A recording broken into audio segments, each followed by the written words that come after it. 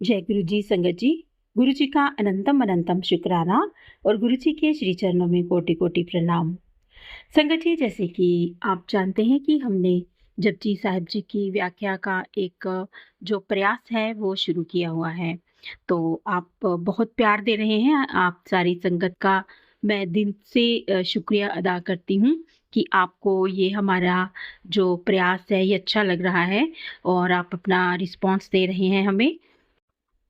संगत जी, जैसे कि आप सब जानते हैं कि गुरुजी भी ने भी हमेशा हमें गुरबानी के साथ जुड़ने के लिए कहा है। तो मेरा ये प्रयास है कि ज़्यादा से ज़्यादा जो संगत है वो गुरबानी के साथ जुड़े। तो संगत जी, मैं आप सबसे प्रार्थना करती हूँ हाथ जोड़ के कि आप इस सत्संग को ज़्यादा से ज़्यादा शेयर किया कीजिए ताकि सभी संगत इस दिव्य वाणी का लाभ उठा सके। तो संगत जी, आज जो हम कर रहे हैं जपजी साहिब जी की 27वीं पौड़ी की व्याख्या कर रहे हैं। तो चलिए शुरू करते हैं इस दिव्य वाणी का पाठ।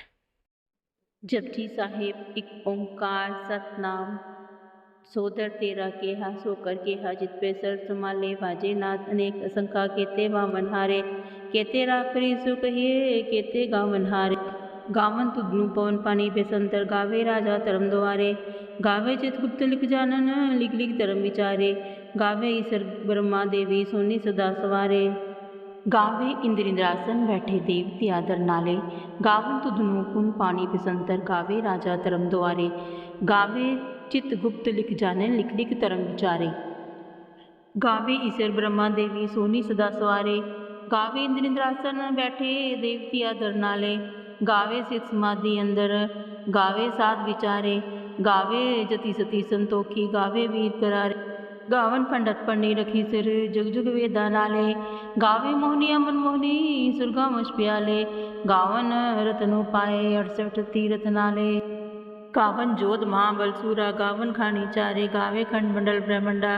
कर कर रखे तारे से ही तुधनु गावन जो तुद पावन रते तेरे भगत रसाले और केते गावन से मैं चितन आवन नानक किया विचार है सोई सोई सदा सच साहिब सच्चा सच्ची नाई है भी होसी जाई न जासी रचना जिन रचाई रंगी रंगी पाती कर कर जिनसी माया जिन उपाई कर कर वेखे कीता अपना ज्योतिष दी बड़ियाई ज्योतिष पावे सोई करसी हुक्म न करना जाई सो पात साहब नानक रह न रजाई सोदर केहा सोकर केहा जितपे सब संभाले बाजे तेरे नाथ अनेक असंखा केते वावन हारे। यहाँ पर गुरु नानक देव जी महाराज फरमाते हैं कि जिस स्तर पर वह परमात्मा बैठा है वह कैसा अद्भुत स्थान है जहाँ से वह सब कुछ संभालता है, यानी सारी सृष्टि को देखता है। वहाँ असंख्य ही दिव्य ध्वनियाँ बज रही हैं जिन्हें अनगिनत लोग बजा रहे हैं।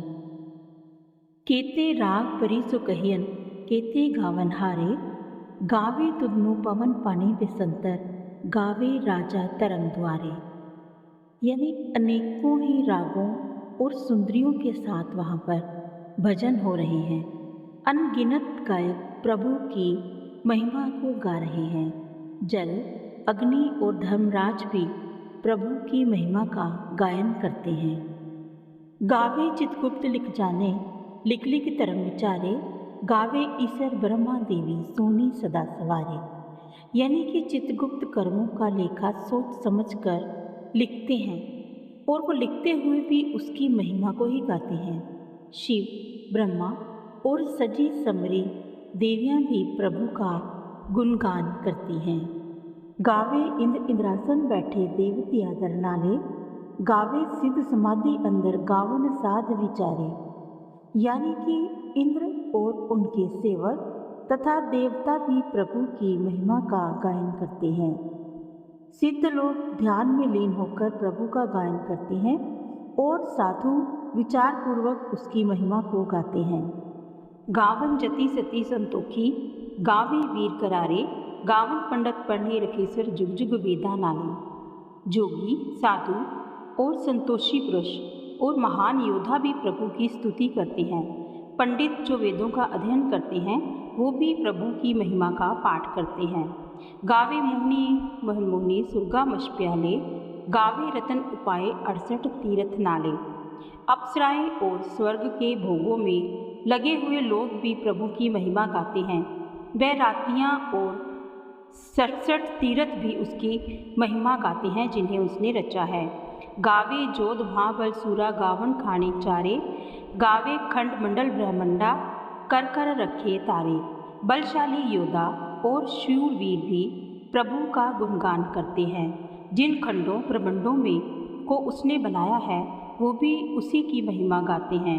सोई तुदनु गावे जो तुद पावन, रते तेले भगत रसाले, और केते गावन से मैं चितना आवन, नानक क्या विचारे। गुरु नानक देव जी महाराज कहते हैं कि वह ही तुझे गा सकता है जो तुझ में लीन है। प्रेम रस में रंगे हुए जो भक्त हैं वह ही तेरा गुणगान कर सकते हैं।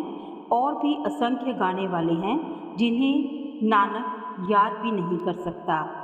सोई सोई सदा सच साहेब साचा साची नाई, है भी होसी जाई न जैसी रचना जिन रचाई। वही प्रभु सदा सच्चा है, उसका नाम भी सच्चा है। वह आगे है, आगे भी रहेगा और नाश नहीं होगा। उसने ही सृष्टि की रचना की है। रंगी रंगी पाती कर कर जिनसी माया जिन उपाई, कर कर वेखे कीता अपना जितस्ती बढ़ाई। उसने माया के रंग बिरंगे रूप बनाकर इस संसार को सजाया है।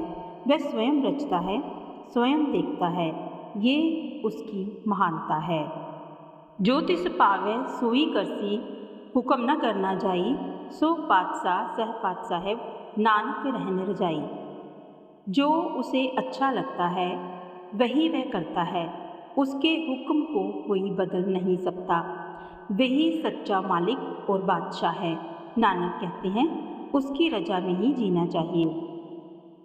ये पौड़ी बताती है कि प्रभु का दरबार अत्यंत दिव्य और अलौकिक है, जहाँ असंख्य प्राणी, देवी देवता, ऋषि मुनि, योद्धा, साधु संत, विद्वान सभी उसकी महिमा का गुणगान करते हैं।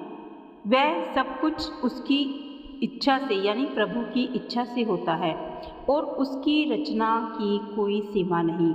गुरु नानक देव जी महाराज हमें ये सिखाते हैं कि प्रभु की रजा में रहना ही सबसे उत्तम मार्ग है। वाहिगुरु जी का खालसा, वाहिगुरु जी की फतेह। संगत जी, अभी आपने जपजी साहिब जी की 27वीं पौड़ी की व्याख्या सुनी।